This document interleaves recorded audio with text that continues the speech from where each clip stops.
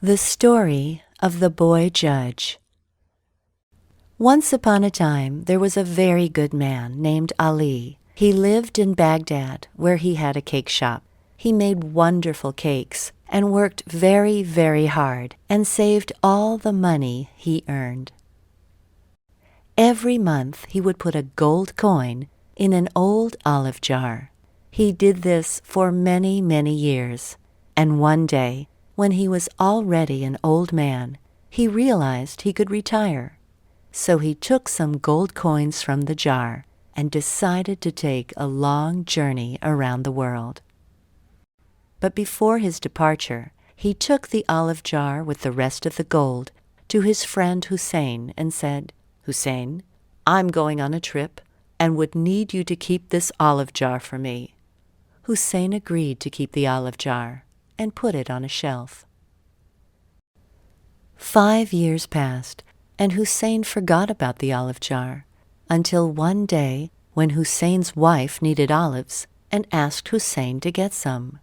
He was a very lazy man and didn't want to go to the market, so he decided to take some olives from the jar Ali had left him. When Hussein opened the jar, he discovered that it was full of gold. Hussein took the gold and buried it in his garden.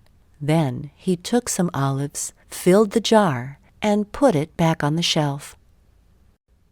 A week later, Ali returned from his journey. He went to Hussein's house and asked for his olive jar.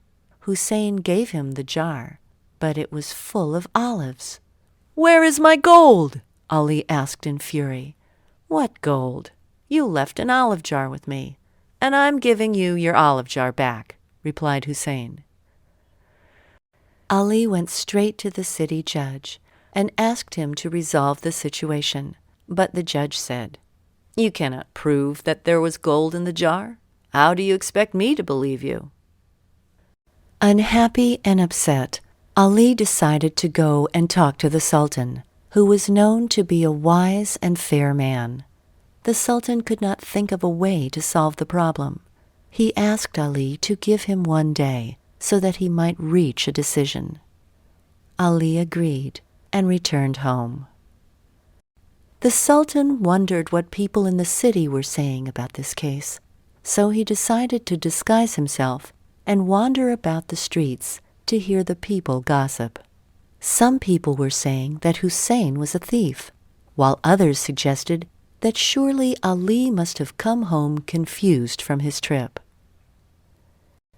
The Sultan was about to return home to his palace without a solution when he saw some children playing a game about the very case on which he was working.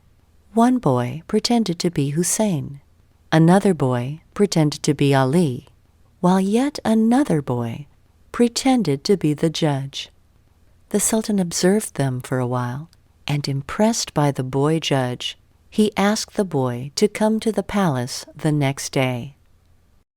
The following day in the palace, the Sultan gathered together Hussein, Ali, the boy judge, and the jar of olives, with a large crowd of people there to watch the proceedings. The Sultan told the boy, "Yesterday, I watched you play with your friends, where you were a judge. I thought you were a very good judge, so you shall try this case now." The boy was nervous and uncertain, but he obeyed the Sultan. "Hussein," the boy said, "did your friend Ali leave the jar of olives with you?" "Yes," replied Hussein. "When did he leave this jar of olives with you, Hussein?" the boy asked. "He left it with me 5 years ago," Hussein replied. The boy continued and asked, "Did you open the jar and taste an olive?" "Oh, no," said Hussein. Then the boy turned to Ali and said, "Give me an olive, please." So Ali opened the jar and gave the boy some olives. The boy ate some. "These olives are delicious," he said. "I find it very hard to believe that they are 5 years old." In that moment, everyone realized that Hussein had lied and had indeed stolen the gold from his friend Ali. Ali was happy to have his gold back, but he was sad and disappointed because his friend Hussein had tried to trick him.